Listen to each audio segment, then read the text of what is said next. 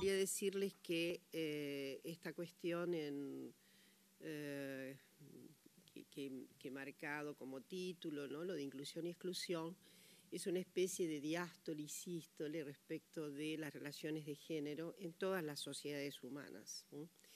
En verdad, hace unos cuantos años, cuantos años, pero no más de 30.000, ¿no?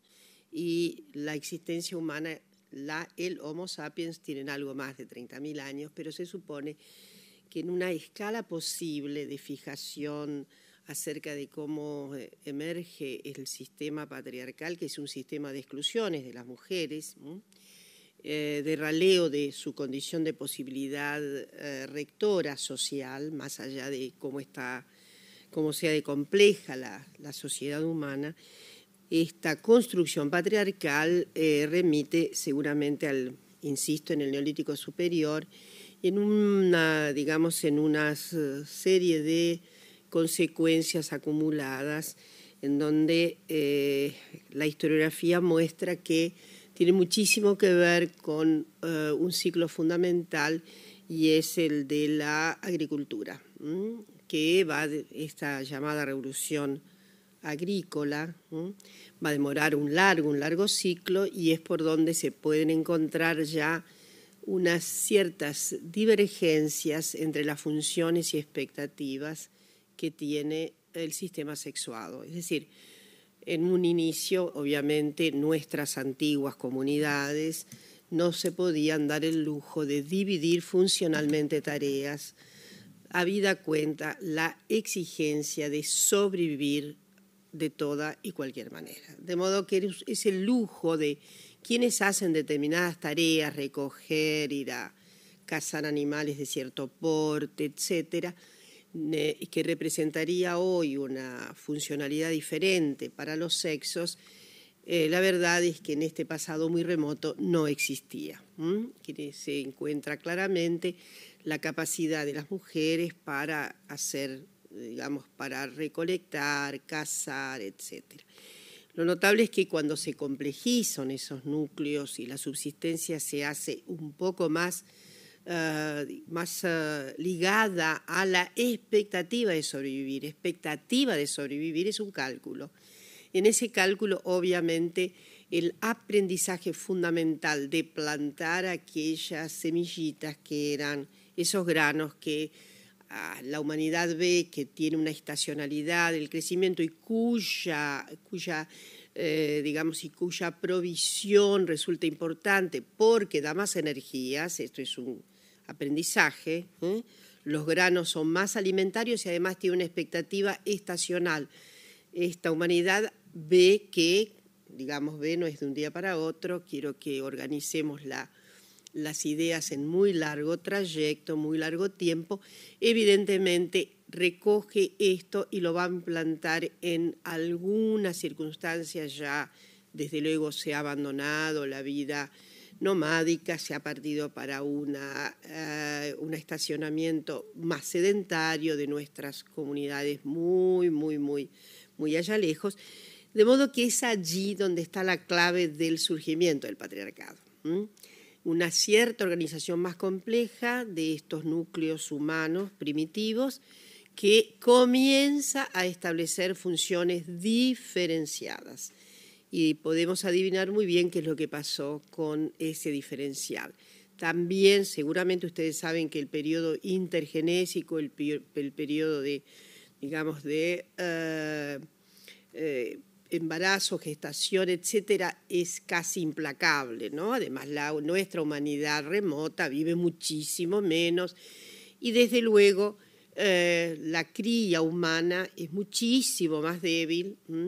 Siempre hago el mismo chiste, sigue siendo muy debilitada hasta hoy porque criamos hijos hasta después que terminan su beca doctoral en el CONICET, ¿no?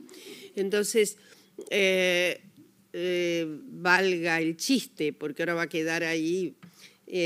Lo que quiero decir es que nuestras crías, la aptitud que tiene la especie humana es altamente debilitada, porque siempre sabemos que cualquier especie, inclusive nuestros mamíferos más ligados a nosotros, a nosotras, la cría inmediatamente encuentra una suerte de estabilidad, y ni hablar de las especies más inferiores, ¿no? Entonces, quiero decir con esto que es muy probable que ahí se solaparan dos condiciones, la expectativa y la mejora en la alimentación, que ha significado que haya labrantíos cercanos, que se puedan cuidar, y que esos labrantíos estuvieran obviamente depositados en lo que sería la curatela femenina. Y ahí el primer espectáculo humano de una cierta diferenciación. Eso contribuye a repensar también más estratégicamente en lo que puede ser intuiciones fuertes acerca del cuidado y la sobrevida de nuestras crías, sin que pensemos que entonces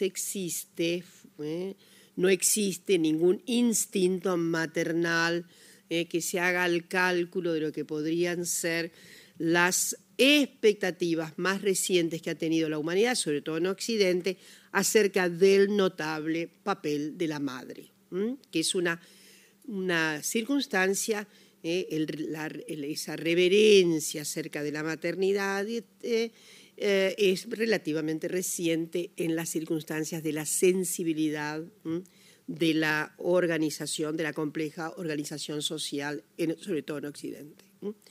Entonces, no podía no mencionar al patriarcado porque es por ahí en donde hay un principio diferencial jerárquico que se constituye mucho antes que otras segmentaciones jerárquicas sociales. O sea, antes de que pueda existir inclusive el sistema de propiedad, que es también un gran invento humano en algún momento, ya existe una jerarquización entre las personas según su sexo.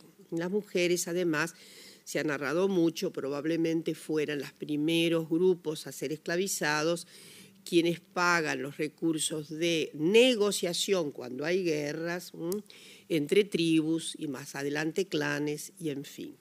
Es muy probable que la primera esclavitud humana reposara en circunstantes femeninos, es probable.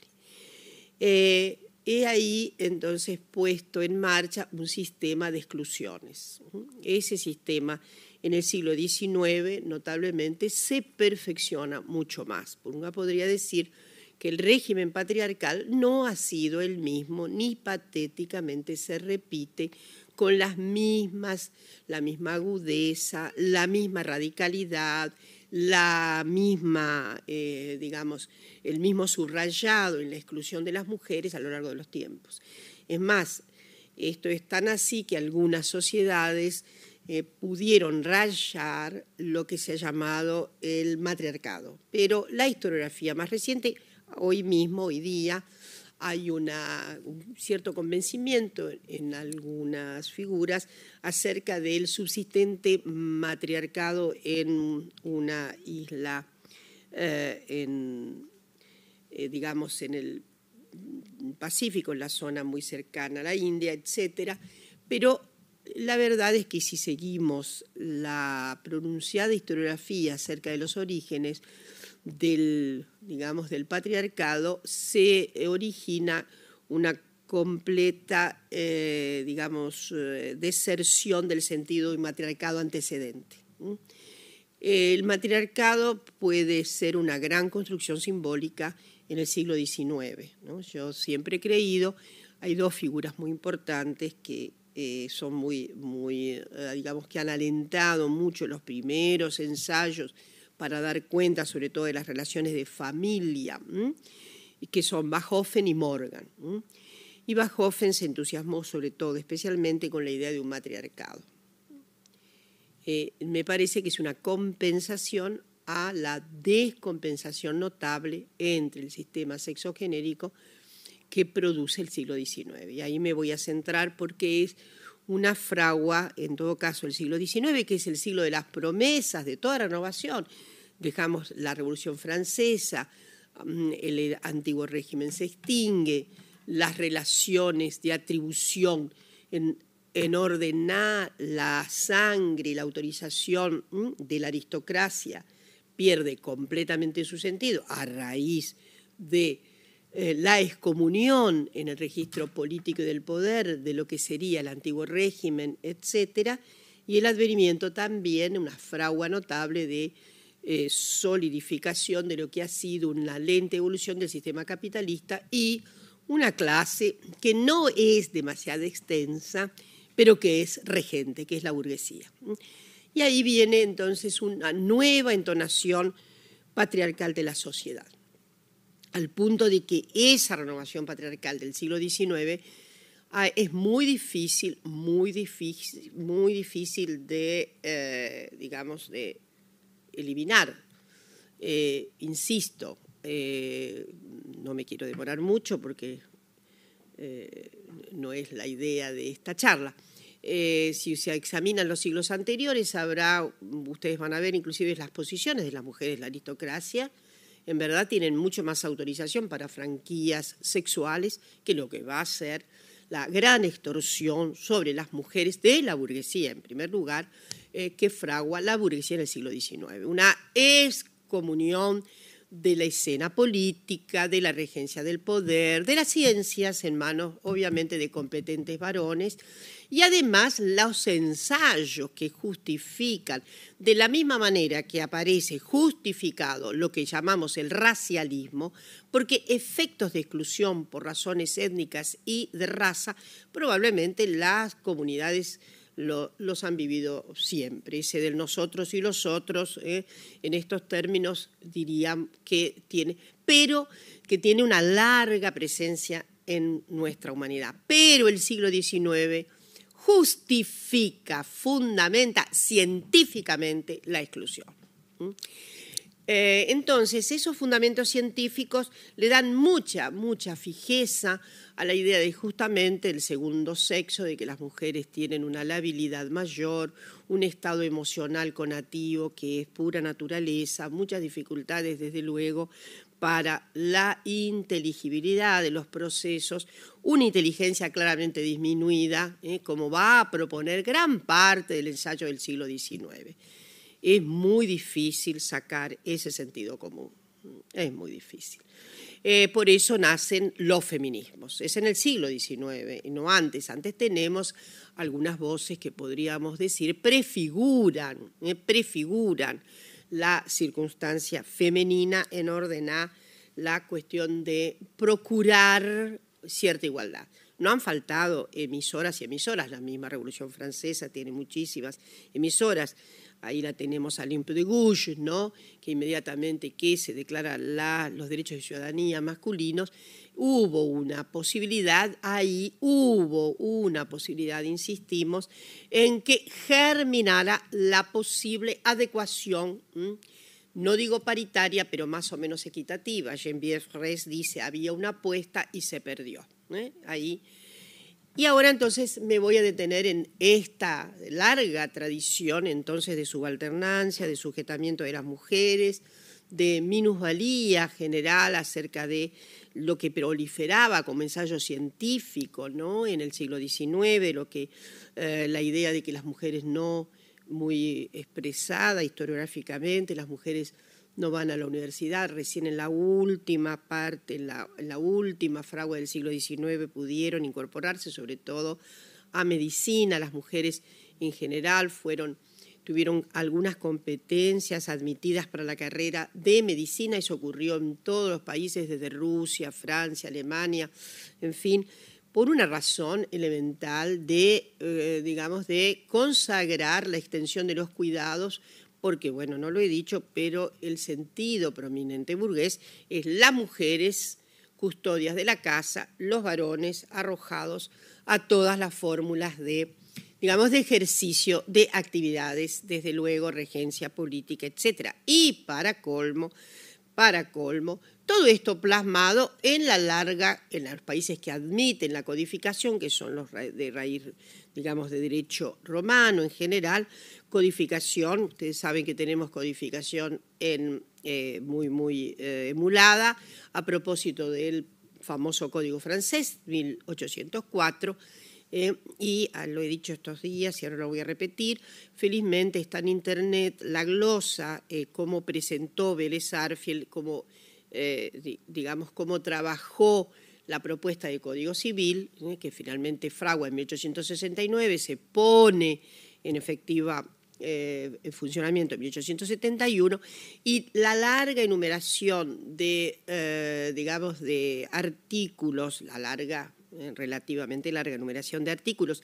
en donde está justificada la disminución de los derechos de las mujeres, esto es, la inferioridad jurídica femenina plasmada, es bastante ingenioso porque en realidad esa glosa casi no conversa con otros codificadores. Es de tal obviedad su significado que no es necesario justificar con las glosas, porque en general también la codificación anterior prusiana y otras habían batido en el mismo parche. Esta idea de que quién era la autorización familiar, también es llamada, no deja de llamar la atención que la organización de los estados nacionales modernos se hiciera sobre la base de consagrar primero rígidamente derecho privado, que es derecho de las relaciones entre los géneros. Si lo miramos bien, es el derecho que en realidad con que el Estado pacta una cierta autorización de los propios individuos en sus pactos privados, y eso que tenemos ya muy consumado, un cauce liberal.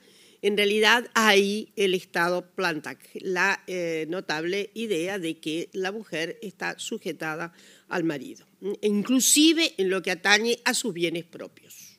Quien gerencia los bienes es el marido.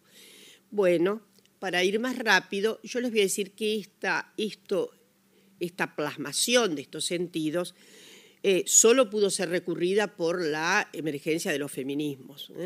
Tenemos feminismos muy activos desde mediados del siglo XIX, mucho más activados a fines del siglo XIX, y primeros, yo diría, régimen de petición de derechos, gracias a siempre ha habido feminismos en plural, nunca ha habido uno solo, a veces ha habido desacuerdos entre diferentes, digamos, diferentes agencias feministas, inclusive a veces no tan cordiales, a menudo un poco tensas. En fin, lo que quiero decirles es que esa agenda más originaria de los feminismos tenía que ver, obviamente, con un régimen de petición de derechos que anclaba también mucho en lo que hemos llamado históricamente maternaje. ¿Por qué? Era por el maternaje que había construido las sociedades burguesas una idea de escisión de funciones, claramente escindir la función reproductiva por más valor que después se le adjudicara simbólicamente a la madre. Sin embargo, esa escisión significaba las responsabilidades de la crianza, del auxilio doméstico y de la cooperación inexorable con el marido. Este era el principio. De modo que las mujeres feministas, no puede sorprender, tuvieron un anclaje en el propósito del maternaje, siendo ellas las responsables de la reproducción, ¿cómo iban a estar privadas de derechos? Eso, de alguna manera, ya lo habían dicho algunos amigos de las mujeres. Condorcet, en sus palabras, hay un trabajo muy interesante que muestra qué decía Condorcet, sus trabajos tan colaborativos con lo que era la fragua de esa prefiguración del feminismo. Condorcet decía, siendo las responsables fundamentales de la socialización, van a estar privadas de derechos, ¿no? En fin, eso me parece que es bastante iluminador respecto de esta treta, probablemente también no tanta, sino un convencimiento de que era el maternaje fundamental. De modo que en esos primeros derechos que solicitaron nuestras feministas se encuentra la igualación jurídica de las mujeres, modificar completamente la codificación o la jurisprudencia que marcaba la subalternancia de las mujeres, el hecho de que las mujeres dueñas de bienes no pudieran disponer libremente de sus bienes. Luego, la educación fue un renglón fundamental En tercer lugar, desde luego, los derechos políticos. Aunque sobre los derechos políticos hubo un régimen de opinión que a veces acentuaba más, digamos, la idea de obtener ya todos los derechos políticos. A veces algunas feministas pedían que esos derechos se fortalecieran con una educación política a la altura de las nuevas circunstancias. Había también la idea de que la reforma traída por la ciudadanía de las mujeres mejoraría la legislación. Eso, digamos, es muy común encontrarla. Yo quiero ir más adelante a los feminismos latinoamericanos, al nuestro, que crece muy rápidamente desde inicios de siglo, de la mano de, sobre todo, socialistas y demás, y unos sentidos que me parece que son muy iluministas, ¿no? La mayor educación fortalecerá la idea de nuestros derechos, nos hará completamente hábiles para la tarea, porque además se espera, eso lo decían algunas, que nuestras leyes sean realmente benéficas. Había una especie de esencialismo en la idea de beatitud de la conducta femenina. Ustedes saben que nada más lejos de la beatitud el actual, digamos, las actuales propuestas acerca de derechos de las mujeres. En fin, como fuere, voy a decir también que estas mujeres en general, en todos los países, procuraron en orden al maternalismo, que era una, insisto, era una clave de los sentidos en procura de los derechos, solicitaron que se les reconociera justamente esa habilidad de ser madres. Pidieron reconocimientos aparte, lo que llamamos hoy las asignaciones familiares. En la historia de las asignaciones familiares ha sido muy bien constatado por la historiografía de los últimos años la acción de las mujeres. Pero ustedes saben que los estados consagraron esos derechos para los varones trabajadores. Quienes recibieron las asignaciones familiares fueron los varones trabajadores. En una saga que han hecho las sociedades, sobre todo llamados en el ciclo del llamado bienestar, del estado de bienestar, que plasmó desde luego después de la Segunda Guerra Mundial. Pero en general todos los países fueron, Inglaterra tuvo asignaciones familiares en la década del 20, Estados Unidos también. En Estados Unidos notable justamente por la acción más, en un recorte más, en una tradición más liberal y menos partícipe de la idea de que a las mujeres y a los derechos de las mujeres se las debe auxiliar con medidas de acción positiva discriminatorias. Es una posición del cauce liberal, sobre todo americano. Y ustedes saben que las mujeres finalmente perdieron retrocedieron en esa materia, no me acuerdo en qué año, habían conseguido la cuestión del reconocimiento de la asignación familiar y luego hubo un acierto de que esa era una medida muy discriminatoria positiva que no era tan condigna de la idea de yo soy idéntico a un varón, por lo tanto no necesito medidas especiales. Eso podría ser un poco el reto de esos feminismos. También ha habido otros feminismos de cauce menos liberal en Estados Unidos, inclusive el que se llama feminismo radicalizado tiene otros aspectos que no son exactamente estos. Me quiero aproximar a que la segunda, llamada segunda onda feminista o la feminista, es una notable recreación de derechos que aparece después de la Segunda Guerra Mundial. Hubo una especie, yo diría, de parálisis, muy reconocido en el mundo a propósito primero de la guerra, en que las mujeres mostraron obviamente toda su eficacia en materia de actividad industrial. Fueron repositoras totales de la mano de obra masculina.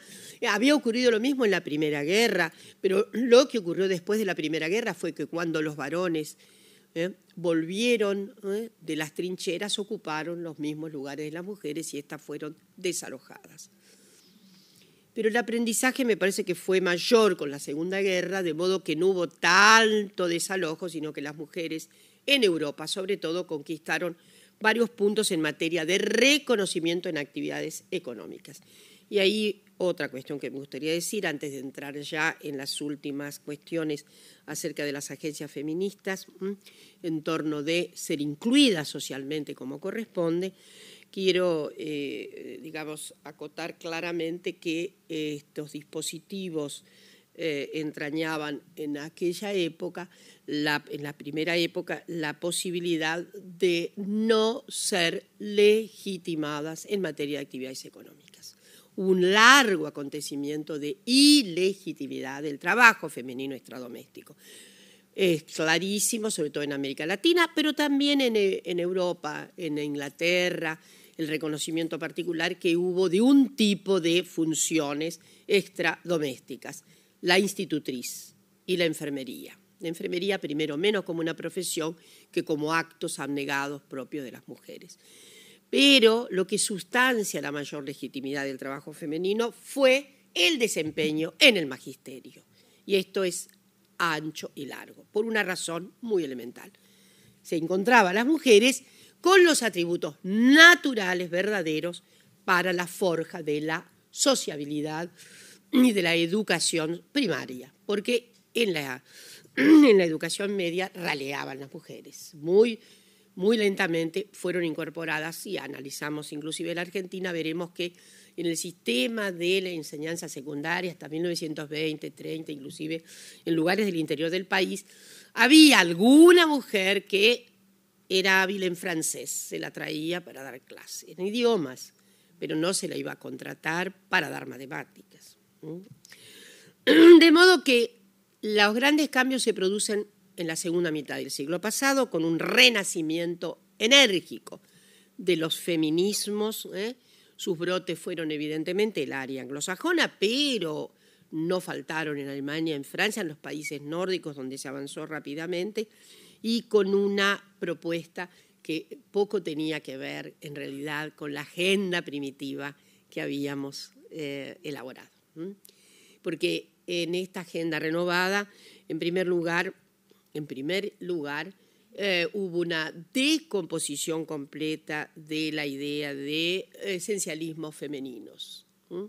Y hubo una desarticulación de los principios naturales acerca de la divergencia de la sexualidad, en orden inclusive a ir cambiando el término sexo o diferencia sexual por el de género, dando cuenta así de que la articulación fundamental la producía el sistema sociocultural, la articulación fundamental. Y se fue más lejos aún, porque en la tentativa de derrocar lo biológico, algunas, sobre todo los compromisos más recientes de esa ola que ingresa hacia 1960 con fuerza, porque además hay una revisión epistemológica profunda. Es decir, el patriarcado no va a ser más un reto que origina solamente, ¿cómo diré?, diatribas, sino se lo examina entrañablemente, se examina su composición, se examina por dónde se ha incorporado esa tradición, se examina inclusive las idas y vueltas que ha podido tener, se examina su naturaleza de manera notable. No habían faltado precursoras en esta saga. Yo voy a nombrar a dos. Virginia Woolf, que para mí sigue siendo algo así deslumbrante, aunque nunca fue una activa feminista de barricada. No tiene nada que ver la feminista de barricada con Virginia Woolf, pero su tratado, ustedes saben que ella se permite inclusive jugar con una posición muy alterada de la sexualidad que puede cambiar en orden a componer tanto varón como mujer. Su texto Orlando es maravilloso en ese sentido, sino que ella retrata maravillosamente las circunstancias de la tenaza patriarcal, tanto en Un cuarto propio como en Tres Guineas. Tres Guineas, para mi gusto, es un libro monumental. Monumental en cuanto crítica cultural, una de las más agudas críticas culturales que va a asomar ahí en los años 30. En lo que, digamos, es un reto, ella anuncia todas las características del patriarcado desde la perspectiva del sujetamiento de las mujeres de su propia clase y de las otras mujeres, pero no se priva inclusive de conclusiones acerca de esa rara circunstancia en que la sometida adhiere a los principios de quien la somete. Esta especie de servidumbre voluntaria, diría Lavoisier, ¿no?, que de alguna manera también reincorpora en su texto la gran figura Simone de Beauvoir.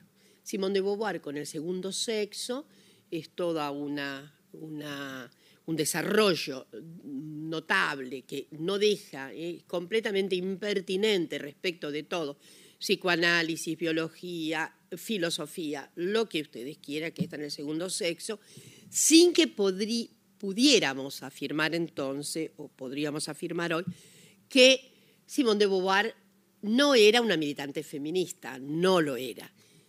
Siempre decimos que Simone de Beauvoir leyó a Simone de Beauvoir y se convirtió en feminista.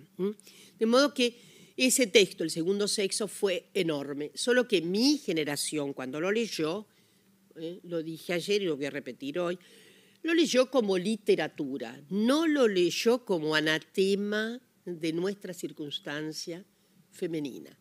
Ah, qué interesante, registro literario. No pudimos hacer la glosa durante mi generación.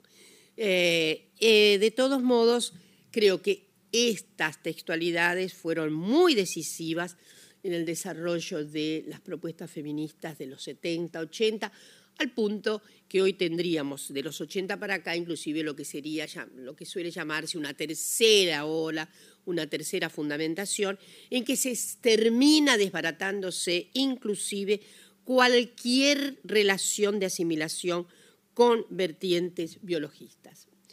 Si hay biólogas o biólogos acá, ustedes saben que aquí que además el discurrir fuertemente de las teorías del lenguaje fueron decisivas para organizar también el pensamiento feminista.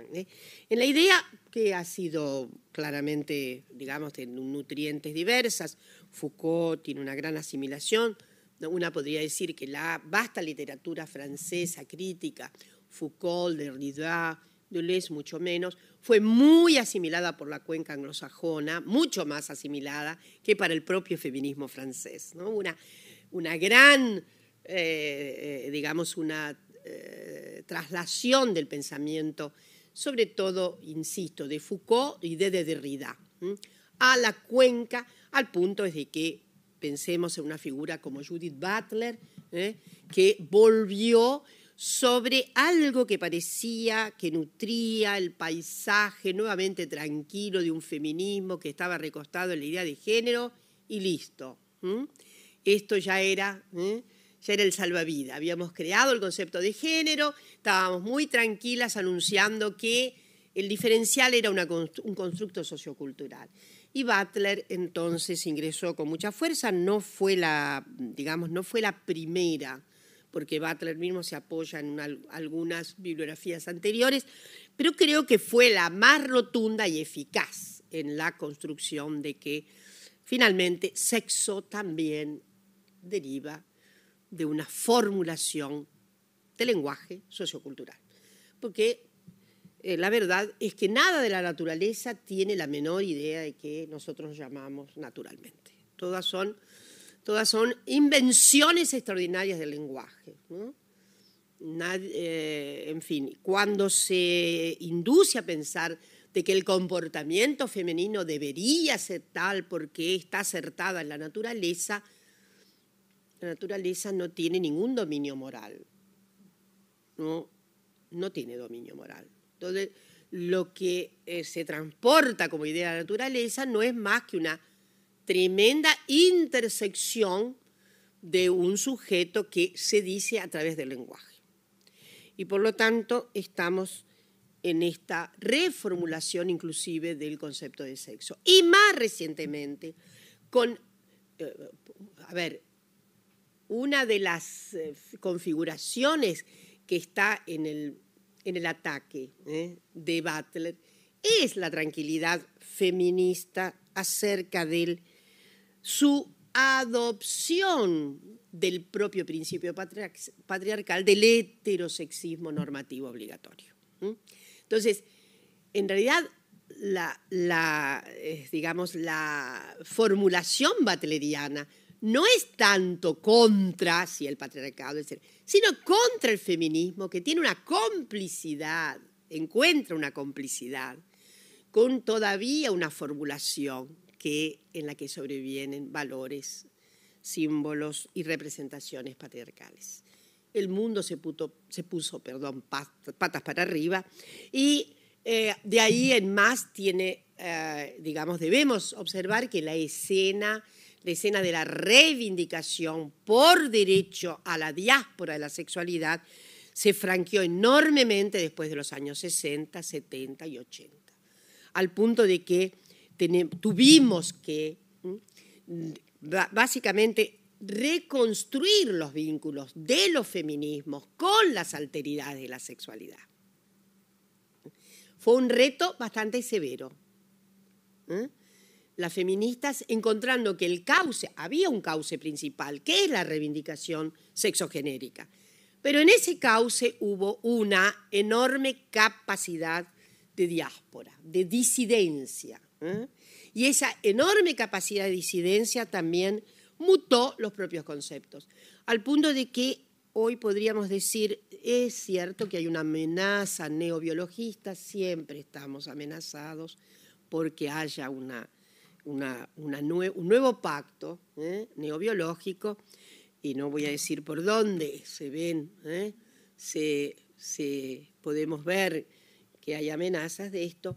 Lo cierto es que desde el punto de vista de la construcción de derechos en la Argentina, y en esto nos hemos acercado mucho a lo que sería el nuevo panorama de los análisis de calidad de vida que hace inclusive Naciones Unidas, acerca de la mayor plataforma de derechos que han tenido las argentinas, los argentinos de la diáspora de la sexualidad, como decimos, les argentines, ¿no?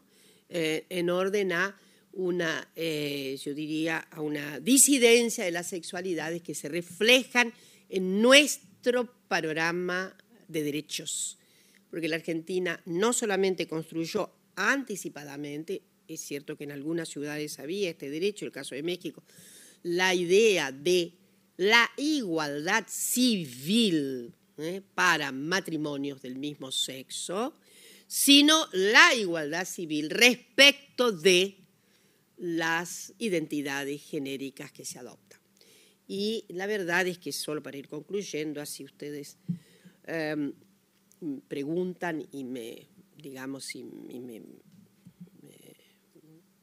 sacan de la estabilidad discursiva, digo que tenemos entonces, la Argentina es pionera en materia de una ley de identidad de género que ha sido de muy difícil construcción, porque debemos decir que si bien los nuevos derechos amparan a las mujeres de manera notable y han amparado en general a los sujetos más debilitados o de menor reconocimiento histórico, digamos, no ha cesado el desequilibrio del reconocimiento, no han cesado las pautas, digamos, jerarquizadas que todavía prerrogan patriarcalmente acerca de un estatuto masculino.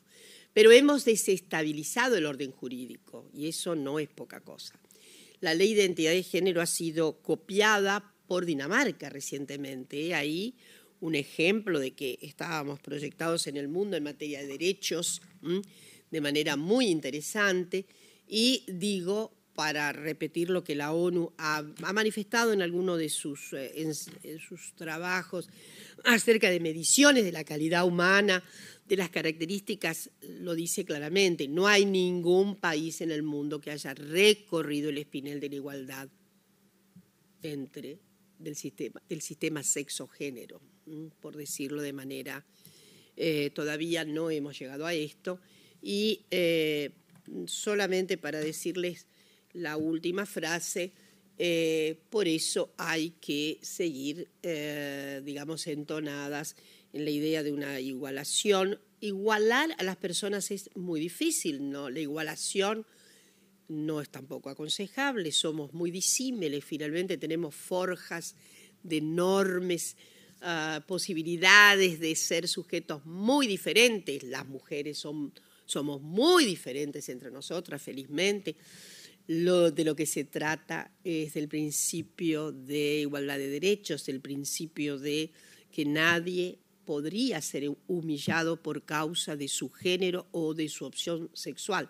Eso lo dice un gran filósofo ético, Margaret, ¿no? El principio de una sociedad decente. Una sociedad decente es aquella en la que nadie sea humillado a causa de cualquier condición identitaria. En fin, para terminar, decirles que estamos, sí, frente a momentos más inclusives, tenemos que forjar ideas de paridad en todo el sistema institucional público, tenemos necesidad imperiosa de conquistar la paridad en el terreno de la arena política. Este es un país en donde hay una larga habilitación de las mujeres con opinión, tuvieran o no tuvieran derechos de ciudadanía. Una larga presencia de mujeres en lo que tiene que ver con el espacio de la actuación política, sea a través de la opinión, sea a través de cierto sostenimiento. Esto ha sido histórico en la Argentina, tenemos figuras excepcionales, por citar una, la figura de Eva Perón es una figura notable, en donde evidentemente se tensionó bastante la ponderación meramente masculina del poder. Se tensionó, no quiere decir que desapareciera el espectáculo masculino en la política como regente, pero de alguna manera se hizo una tensión. De modo que hay dos provincias en la Argentina que tienen la paridad política, una es Córdoba, que la consiguió hace años, y recientemente la provincia de Buenos Aires. De modo que la paridad en la representación es algo que evidentemente nos acerca a la inclusión. El problema son las exclusiones simbólicas que todavía tienen las mujeres, exclusiones que son a veces muy poco admisibles, ¿no? Muy poco reconocibles, pero que existen. En el sistema científico existe una ponderada marca que prerroga a favor, sobre todo, de las oportunidades de la ampliación de reconocimiento por parte de los varones. Eso es clarísimo. Este es un país que tiene 53%, casi 54% de mujeres que se dedican a la actividad científica, pero evidentemente si se ve muy bien cómo escalan las mujeres en el CONICET, se verá que tenemos ahí un cierto techo, llamado techo de cristal o como fuere, en que hay impedimentos. El asunto es de todas maneras que las personas se den cuenta. En el sistema científico es un poco más difícil porque siempre diremos que las mujeres tienen mayores dificultades para ver las adversidades y las exclusiones.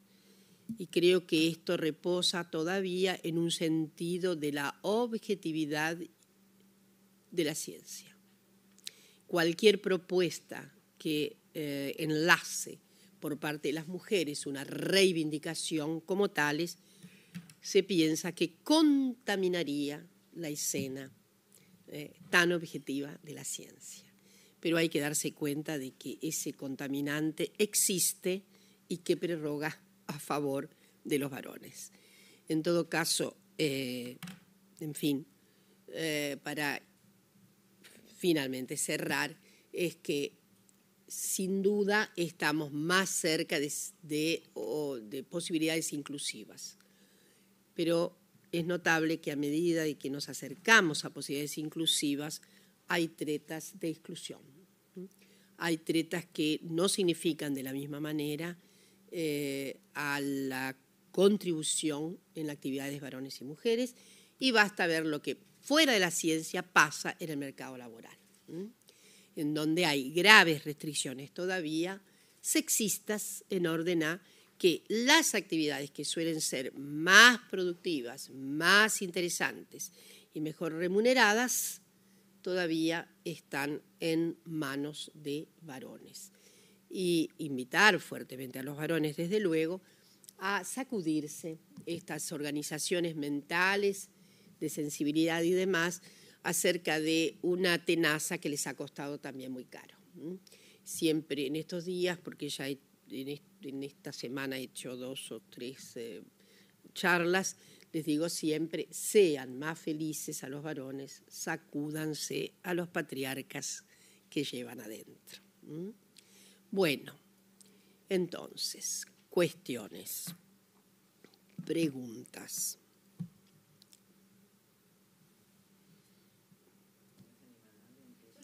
Para que las preguntas también salgan grabadas a los que quieran intervenir. Si no, no se va a grabar. Me interesa que también su participación se registre.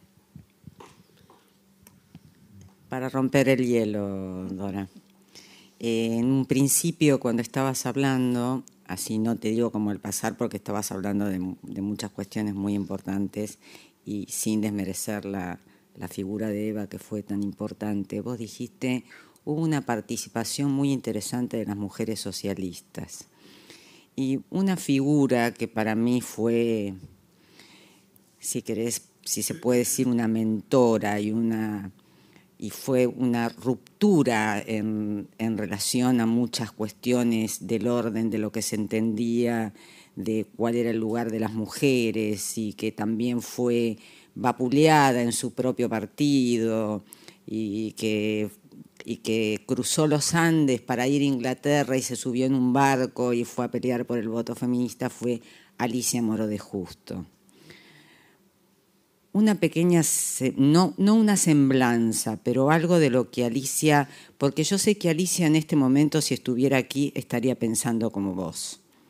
Estaría pensando como vos en cuanto a la identidad, estaría pensando como vos en esta nueva generación, en este nuevo lugar político, si bien ella nunca quiso ocupar, no es que no se la permitió, nunca quiso ocupar ese lugar, trabajó de otra forma, pero vos sabés que en el Partido Socialista no había rama femenina, sino que las mujeres podían intervenir libremente en cualquier espacio. Nunca quiso ser candidata, trabajó de otra forma. ¿Nos podés contar por qué Alicia Moró de Justo no es una calle?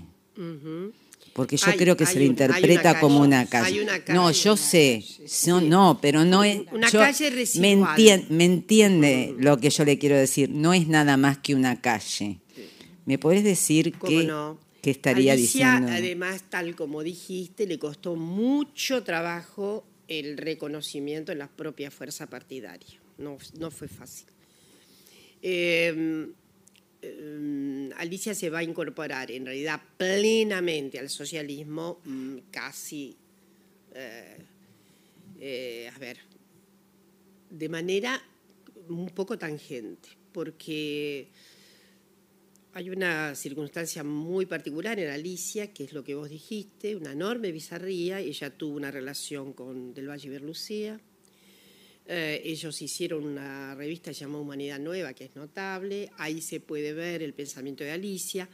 En esa primera leva del pensamiento de Alicia, que además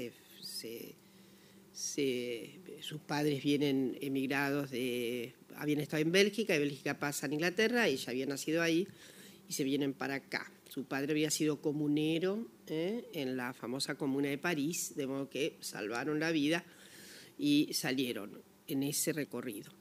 Alicia, se recibe de médica y con Del Valle y Berlucía hacen esta revista Humanidad Nueva, que es muy interesante, que es una propuesta muy rica, obviamente de extensión de los principios educativos y culturales a los segmentos populares. En el primer momento, Alicia va a ir obviamente disponiéndose hacia el socialismo, como Del Valle y Berlucía, desde luego, pero Alicia tiene un pensamiento respecto de los derechos políticos de las mujeres que yo alguna vez denominé por etapas. La primera relación de Alicia fuerte con lo que serían los derechos políticos de las mujeres la lleva a pensar que las mujeres tienen que educarse más, tienen que estar más preparadas, mucho más preparadas. De hecho, hay un gran congreso que es el 1910, es el primer congreso femenino argentino, ahí se debate. Yo digo que las voces más radicalizadas en torno del voto femenino, sin tapujos, ahora y ya, en aquel momento lo tienen algunas figuras que son muy destacadas en nuestro inicio del feminismo. María Vela Ramírez, que fue la gran feminista que actuó en La Plata, que fue la editora de la primera revista feminista argentina, la revista Nosotras, 1901, feminista, no femenina, revista feminista. Y la otra, Julieta Lanteri. En realidad, luego que termina la guerra, Alicia sí se va a Estados Unidos, tiene yo creo que ahí hay un antes y un después en Alicia, porque ella se encuentra con médicas, feministas, tiene una serie de encuentros y viene muy dispuesta a hacer que justamente el primer elemento de la agenda sea el voto. Ahí estamos en los años 20, se juntan, y lo que vos decís es verdad, nunca el socialismo tuvo rama, pero tuvo centros socialistas femeninos. De hecho, en 1902 tenemos el primero. Siempre hubo, y voy a decir más, fueron las socialistas fundamentales en la primera discusión parlamentaria del divorcio vincular, 1902. Ahí es cuando el Valle Berrucía en realidad se junta. Son las socialistas las que llevan el Valle Berrucía al cauce del socialismo. Pero para hacerlo más corto, del Valle Berrucía muere en 1922, ella 1921, perdón, casi cuando él tiene una posición más radicalizada, el Partido Socialista lo expulsa prácticamente el Valle Berrucía y la Cámara está pidiendo el desafuero, cosa porque él había manifestado alta radicalidad en un discurso en Bahía Blanca. Ella prácticamente muere del Valle Berrucía, probablemente de un cáncer, ahí, en eso. Alicia Moró se reúne con Juan B. Justo. Mi hipótesis, pero no es antojadiza, por lo que es que el socialismo nunca le perdonó a Alicia Moró su vínculo con Juan B. Justo. Y en realidad el partido tuvo muchos problemas para reconocerla.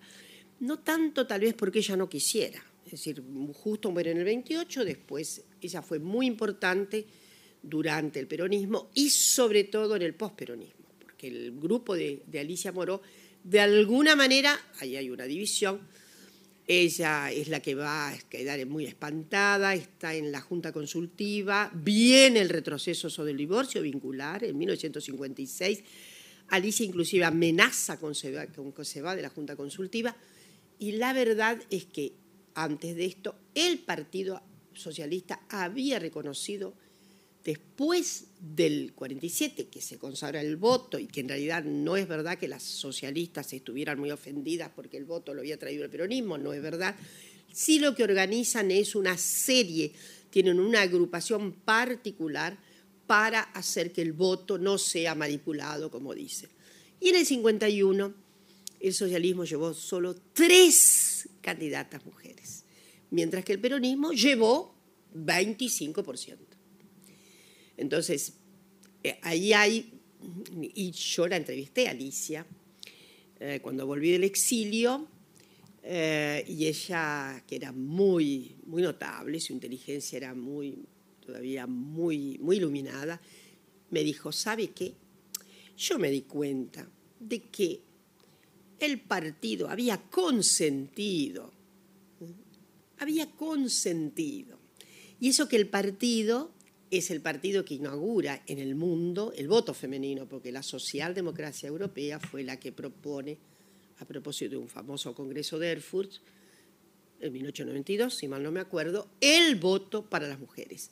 De modo que la tradición argentina socialista había sido pro voto para las mujeres, lo había puesto inclusive en el programa máximo, Sin embargo, hasta esas fraguas más colaborativas no dejaban de tener expresiones de límite para la... No hubo el Partido Radical, lamentablemente la Unión Cívica Radical no llevó una sola candidatura femenina en 1951. Por eso, en 1991, yo creo que una de las mayores proactivas en materia de reconocimiento de la ley de cupo fueron las mujeres radicales. Bueno, no fueron solamente ellas, obviamente hubo Malarro de Torres, que era precandidato, bueno, en fin. Pero quiero decir, había una mengua de ese reconocimiento. El peronismo tuvo una habilidad evidente porque Evita se consagró a la idea casi de un partido propio con la rama femenina, ¿no? En fin, yo creo que Alicia fue reconocida más tardíamente, que siempre además hubo alguna dificultad para el propio reconocimiento de las mujeres dentro del partido, que han sido muy notables, una militancia muy expresiva. En realidad, ningún partido dejó de tener en la Argentina militantes femeninas, inclusive los conservadores, desde luego. Pero es una historia dura, la de Alicia, en torno del propio reconocimiento del partido, al punto de que inclusive el partido hace una especie de fragua y la lleva como candidata en 1924 a una figura, que ahora se me va a ir el nombre, porque eso es lo que todavía no la hemos podido analizar. ¿Por qué? Una figura inclusive de apellido muy distinguido, que no sabemos muy bien en esa invención de candidaturas, cuando no había posibilidad de candidaturas, porque la ciudadanía recién viene en el 47, ahora ya me va a salir, y no sabemos por qué. No sabemos por qué. No fue Alicia la que se había sugerido para una candidatura femenina, ¿no? Que no podía ser de todos modos, porque no estaba habilitado desde luego el voto de las mujeres. Te agradezco muchísimo porque como esto va a ser grabado, por eso me interesaba, para que alguna vez supieran por qué no Alicia Moro de Justo no es nada más que una calle. De todas maneras está en nuestro panteón feminista. No, sí, está en nuestro panteón feminista, pero la gente poco sabe.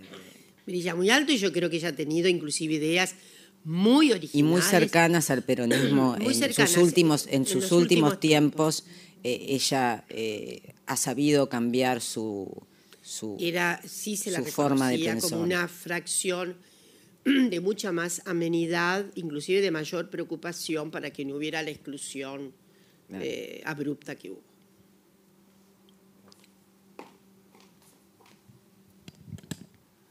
¿Alguien más? ¿Nadie más?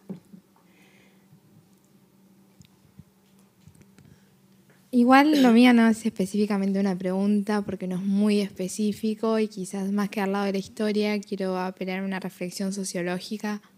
O sea, Simone de Beauvoir tiene un apartado dentro del segundo sexo que es la enamorada y no, estaba pensando en cuando nombraste a Butler y esta complicidad que tiene el feminismo con el patriarcado, esta idea de la heteronormatividad y sobre todo a los roles que se juegan en los vínculos sentimentales.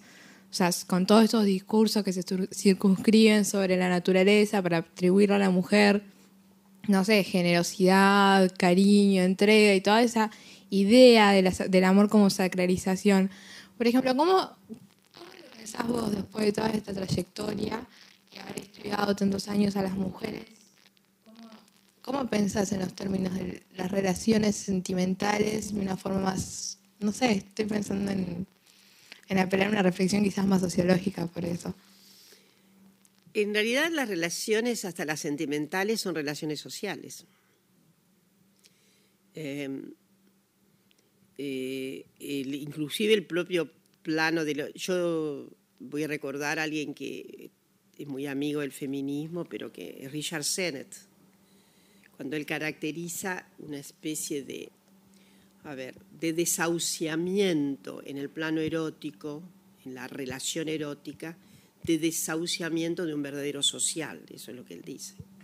Falta malla relacional, hay una suerte de impostura, porque él es muy crítico, Sennett, ¿no?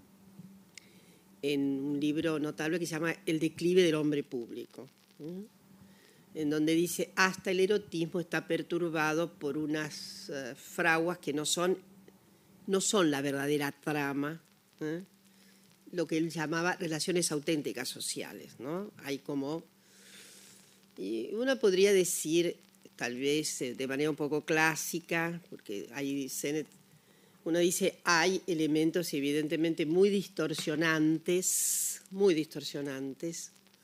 para que las personas se encuentren auténticamente.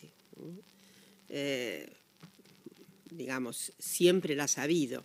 Me parece que Sennett un poco plantea que ya desde el siglo XIX, que el espectáculo de lo público es un espectáculo privatizado, eso lo dice él, en donde lo público lo único que ha organizado es el interés privado. Bueno, de otra manera también Marx había dicho esto, al final el Estado es la consolidación de intereses privados, pero yo a veces en esto sí me comporto un poco clásicamente y hasta podría decir casi luminísticamente, pensando que es posible construir otra suerte de vínculos si hubiera posibilidades de un esclarecimiento más auténtico, menos intermediado, menos sujetado a lo que podría ser la exigencia de una externalidad de los individuos.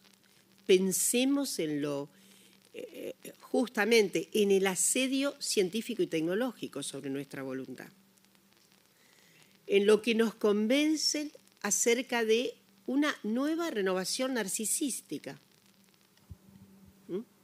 Me puedo convertir en una joven de 20 años, no sé qué hago, hay posibilidades. Ustedes saben que estas alienaciones, para decirlo por eso en términos clásicos, están muy fomentados inclusive por la mayor racionalidad tecnológica. Esto es Escuela de Frankfurt de cabo a rabo. Y aunque una dice, la Escuela de Frankfurt finalmente es un retazo de lo que sería, el dominio de lo más excelso, porque, bueno, aquí este estado de conciencia prístina resérvase para alguna determinada gente, no es para la masa común. Entonces ahí hay una vuelta a un residuo de lo que podríamos decir una idea de que hay algunas gentes que tenemos menos posibilidad de estar contaminadas, una idea de que se reserva alguna excelencia para algunos, que somos lo que podemos distinguir la verdadera filosofía, la verdadera cultura. Esto es muy aristocrático, ¿no? En el fondo es muy aristocrático y una está muy lejos de eso. No es que digo y sugiero que hay una condescendencia de no conciencia tan rápida que hace que la gente se pierda. Me parece que es otra cosa. Pero no dejo de pensar que efectivamente hay interferencias muy fuertes de contextos que nos dominan. No puedo pensar en que tengamos, que seamos más, inclusive las mujeres que hemos conquistado tantos derechos, por un lado sí, efectivamente estamos adueñándonos más de nosotras mismas, pero hay efectivamente fuertes interferencias que están asociados a lo que, en fin, finalmente Chomsky decía, una democracia disuasiva. No podemos tener vínculos completamente, están todos interferidos por fuerzas extrañas. Bueno, en algo de eso sigo pensando, no demasiado radicalmente, eso es lo que quiero decir. Entonces, sí, los propios sentimientos están marcados, las sensibilidades están marcadas por contextos que a veces sugieren fuerte alienación. Muchas veces estamos mareados con,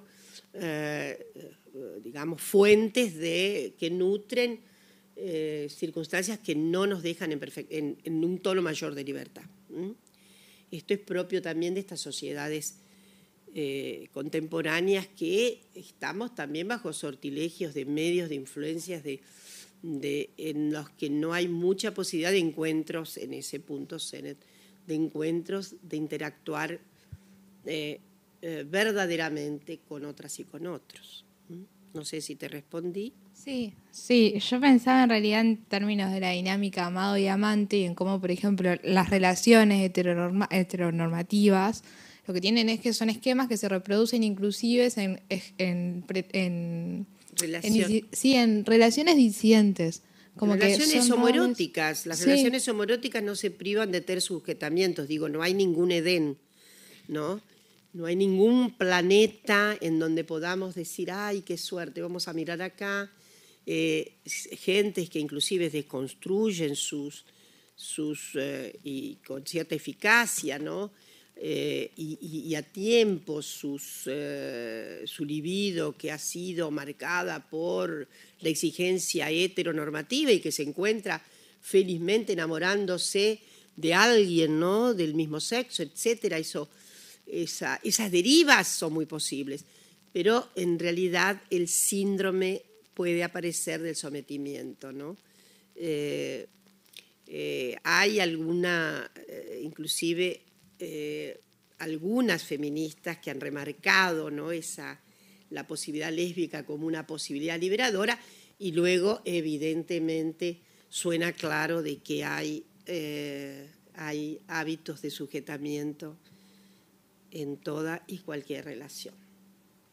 Hay celotipias, en fin, no parece que, digamos, que suene a que no haya nada demasiado prometedor. Bueno, Butler asociaba inclusive la idea, Butler usa mucho el término abyecto para señalar no lo abyecto, sino lo disidente, lo que está fuera de, lo que está desnormatizado, ¿no?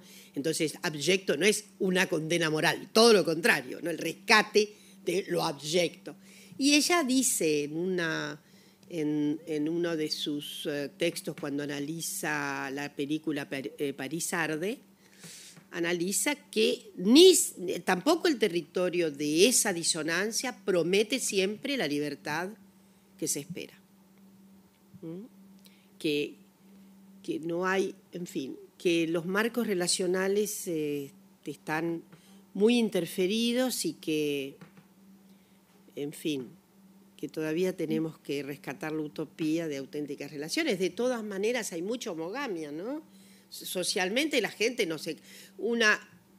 Solo en las películas, la niña pobre se casa con el príncipe, ¿no? En algunos lugares puede existir. En general, la niña pobre va a encontrar un candidato de su mismo estatus. Y las clases medias tienden a vincularse entre sí. Y las clases altas entre sí. Hay poca disonancia. Hay algunas. Pero, ¿y eso a qué refiere? Refiere a que hay atajos, ¿no? A que hay maneras internas en donde el amor no es tan ciego. No es tan ciego, tiene una cierta oportunidad de colocación. Hemos ganado, desde luego, para el siglo XIX. Ahora, estos días está Eva Iluz en Argentina. Yo, lamentablemente, es una persona a la que ha trabajado mucho la cuestión de, digamos, de estas vinculaciones sentimentales atormentadas en el sentido de un cierto plan de alineación, inclusive porque lo íntimo se cuenta hoy en la televisión, de manera en que nos asedia la intimidad. Estamos asediados por la intimidad de otras y otros, ¿no? Entonces, y que en realidad eso, ¿qué significa? No significa que haya más libertad para la intimidad. La intimidad está colocada en un plano de mercado, en un plano de... y bueno, pero, y ella señala bien, tiene un poco la utopía de pensar que en el siglo XIX, aun cuando estaban tan rígidas las relaciones de la sexualidad, ¿no? Había un panorama tal vez hasta un poco más libre. Yo eso no me lo creo, porque había que estar en la fragua de una relación estratégica de familia, que todavía en el siglo XIX seguía eligiendo la buena compañía para la hija y no caía en sectores sectores sociales que no eran propios, ¿no? De modo que, en fin, Gracias. A vos. ¿Alguien más?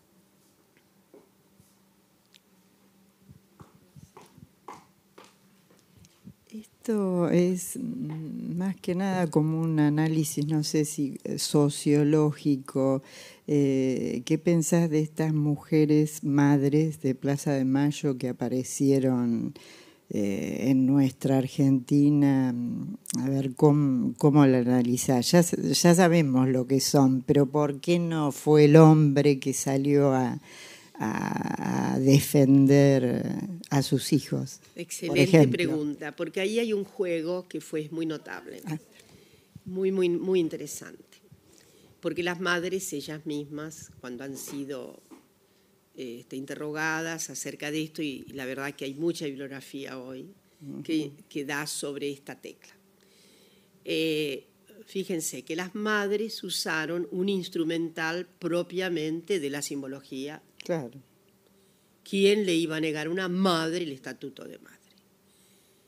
Ni el más feroz de los estados. Entonces ellas usaron, pero no estaban pensando, era como con natural. Y la otra cuestión que derramaba en el mismo sentido es que no hacían política. Política hacían los varones. Era un poco una escisión. Entonces, ¿cómo las iban a no reconocer si eran las madres del sagrario madre pactado conservadoramente y al mismo tiempo habían erradicado la idea de que tenían nada que ver con la política, de modo que era casi, de ahí que hubo casi, yo diría, hasta una exoneración de los varones. Luego se dieron cuenta de que fueron el núcleo de, justamente en lo que yo enuncié antes, de que nosotros tenemos una tradición de opinión, de confirmación, de acción de mujeres. Bueno, las madres y abuelas, he ahí una nutriente extraordinaria, ¿no? Bueno, ellas irrumpen en la escena con lo apolítico y lo prefijado del antiguo cálculo del maternaje. Bueno, y luego se dieron cuenta de que eran extraordinarias actoras políticas y que efectivamente, además, esa construcción del sentido del sobrematernaje, ¿no? Somos madres de todas, de todos. Y algunas se tornaron muy feministas. Norita Cortiñas, por ejemplo, ¿no? Que es completamente reivindicativa de los derechos de las mujeres. En general, en general, todas tuvieron en general, todas han agudizado justamente esa posición. Es cierto que alguna vez yo he escrito también sobre esto, en el sentido de que, por otra parte, y lo voy a decir con mucha prudencia, porque los hijos en la Argentina eran un bien muy escaso, porque la posición demográfica de Argentina de transición hace que tuviéramos 2 hijos, un hijo. Con esto no quiero desgarrar ninguna circunstancia sacramental, pero no es lo mismo tener 10 hijos, 10 hijos, algunos de los cuales, de esas madres, por ejemplo, y no voy a decir qué país particular, ¿no? Bueno, sus hijos se van y no tienen noticias de sus hijos, han emigrado inclusive y se encuentran muy tardíamente. Que efectivamente la enorme invocación de un sentido que además está auxiliado, desde luego, con las complejidades de los propios derechos, porque lo que debemos decir es que también en nuestros países creció exponencialmente el derecho al sujeto niño. Sí. Hay un crecimiento exponencial del sujeto niño, del sujeto. Y entonces esos cuidados hacen más alarmante la escena que predispone al nada menos que a la desaparición. Hay que pensar que, bueno, algunas madres perdieron todos sus hijos, ¿no? El caso de los Belaustegui. En fin, sí, es una marca extraordinaria de la nación argentina. Porque en otros lugares la apelación sobre las madres fue una construcción creada sobre el espejo de la Argentina. En general en el mundo esto ha sido muy tratado. Había un movimiento de derechos humanos, pero en la Argentina ese movimiento de derechos humanos, no el único, ¿no?, lo promueven las madres de las víctimas. Entonces por eso también es tan complejo en la Argentina esto de los lazos biológicos, ¿no? Porque justamente frente a la apropiación de niñas y de niños, es de toda legitimidad la observación del lazo biológico. En términos teóricos decimos, ¿por qué la gente se exige tanto en crear necesarios lazos biológicos con el maternaje? Si se puede ser madre de muchas maneras, no biológicamente. Pero en la Argentina hay otra, digamos, debe encontrarse que la inscripción necesaria del reclamo de derechos por usurpación, por secuestro, porque ha sido hurtado y robado nada menos que un nieto o una nieta, es un derecho prolífico, digamos, es un derecho que no se va a agotar en la idea de ninguna otra presunción de derecho a que haya sustitución. No puede crearse el derecho de la sustitución, ¿se entiende lo que quiero decir? Sí. La apropiación indebida es la apropiación, es un ex ante que marca. Por eso nuestra firmísima convicción respecto de, ustedes saben, lo que fue la discusión en el Parlamento acerca de la necesaria captación de rastros biológicos para que dio un debate, etcétera, a propósito, ustedes ya recuerdan esto, de que había coacción del Estado.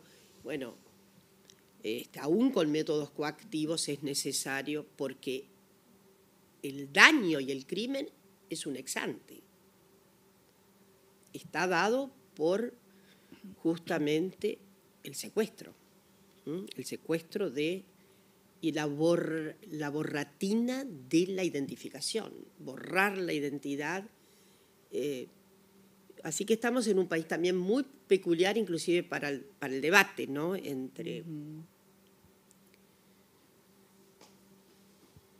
Sí, muchas gracias.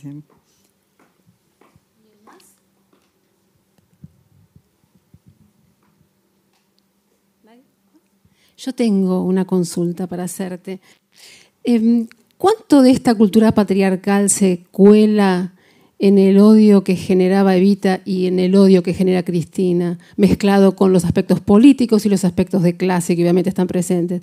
Pero ¿cuánto de esta cultura patriarcal se puede jugar en ese odio? En general, en la misoginia que ha perdurado, en las hostilidades que han recibido las mujeres que se han proyectado en la arena política. O sea, ahí se junta. Es absolutamente esclarecedor el síndrome Evita y el síndrome Cristina, porque lo que hay que analizar más es por qué esta percatancia de la hostilidad también hace fragua en muchas mujeres. Claro, sí, justamente. Alguna vez hemos analizado de que hay una proyección de mucha hostilidad por lo femenino compartido. Bien. Lo femenino compartido no lleva siempre a una amigabilidad. Lo femenino compartido puede decir, ¿y por qué ella y no yo? ¿Qué tiene? Está claro lo que quiero decir. Hay ciertas proyecciones. De todos modos, yo voy a recordar que con Dilma pasó lo mismo. Basta ver los discursos de su destitución. Son alarmantes. Alarmantes. Debería decirse que ahí se flageló toda la CEDAW, y esto que Brasil tiene también aceptado la convención. Digo, cuando digo se flagela la CEDAW, se sacude totalmente el atropello patriarcal de algunos discursos es para ir a cortes internacionales, lo digo sin exageración, ¿no? Hubo uno que celebró, inclusive le dedicó su voto al torturador de Dilma. ¿Verdad? Que ahí cuando se franquean estas situaciones, yo digo siempre que estamos acá, volvemos a un panorama presimbólico de la sociedad, no al simbólico. El simbólico tiene algunos reparos. Entonces, sí, y hay un acrecentamiento de esa hostilidad e inclusive después, ustedes saben que Evita se tornó bastante amigable, ¿no? Por un problema yo diría, de traducciones, no digo políticamente más correctas, pero de traducciones por el tiempo. El propio tiempo hace una reducción de la vieja hostilidad. Pero cuando reverberan en algunas figuras, hay una remisión que Freud puede explicar, ¿no? A un oscuro que vuelve a revivar eso que está en el inconsciente, podríamos decir, ¿no? Esto es medio psicoanalítico y medio salvaje psicoanalítico, pero quiero decir que hay una actualización de una vieja pendencia que ha estado oscura y que las mujeres sobre todo son las que encienden más rápidamente, ¿no?